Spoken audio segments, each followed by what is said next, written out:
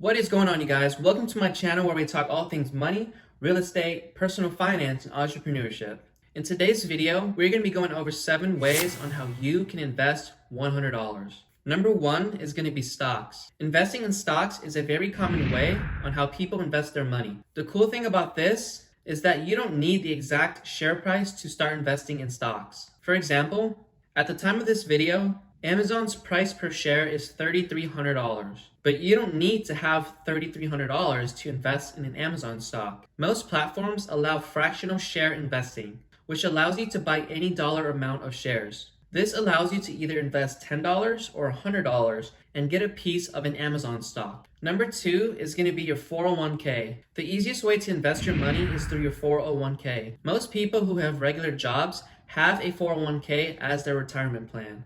Typically, employers are willing to match a fraction or exactly what you contribute, which allows you to grow your money for retirement. If you were to deposit $100 from each check into your 401k, an employer might match 50 cents on the dollar, resulting in them putting $50 for every $100 you contribute. Number 3 is to invest in yourself. You can invest in yourself by enrolling in online courses, through books that will teach you skills and grow your knowledge, or books focused on self-development and relationships with your loved ones. The fact that you have the option to pick someone's brain and learn from them is great, whether that be from courses or books. Neither courses or books are better than one another, it's just a matter of preference. Generally, courses are more expensive than books, due to its exclusivity and it being a higher ticket item to get into. However, that doesn't mean books are bad, as they still also provide a ton of information. You can also look into books on personal development to learn as much as you can and be the best version of yourself. A cool quote that I came across by Martin Dasco says, "Buy a book,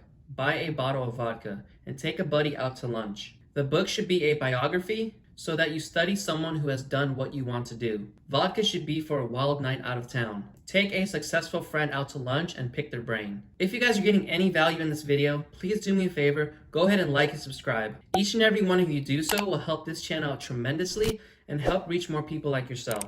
And if you want to be notified every time that I post a new video, hit that notification bell. I'll be posting 2 new videos every week. Thanks guys, let's get back to it. Number 4 is to invest in others. If for whatever reason you are not interested in investing your own money or in yourself, you can always invest in others. You can give money to charity or through donations to help people in need and help the people that are less fortunate than you. You can donate to charities that help fight world hunger or those that provide books and educations for children around the world. The possibilities are endless. Number 5 is to start a business.